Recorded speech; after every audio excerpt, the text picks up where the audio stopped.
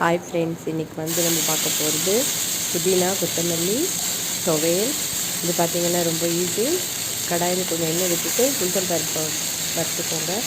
அது கூடவே கொஞ்சம் இஞ்சி, காஞ்ச மிளகாய், புதினா, புளி இதெல்லாம் போட்டு நல்லா வதக்கிக்கோங்க.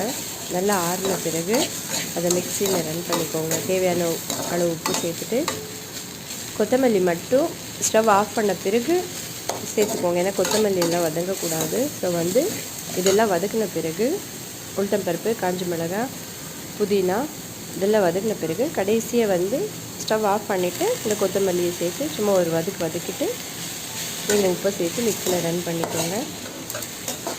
சாதத்தில் போட்டுட்டு எண்ணெய் அப்படி இல்லைன்னா நெய் கொஞ்சம் போட்டு பேசி சாப்பிட்டிங்கன்னா சூப்பராக இருக்கும். ட்ரை பண்ணி பாருங்கள் ஃப்ரெண்ட்ஸ்.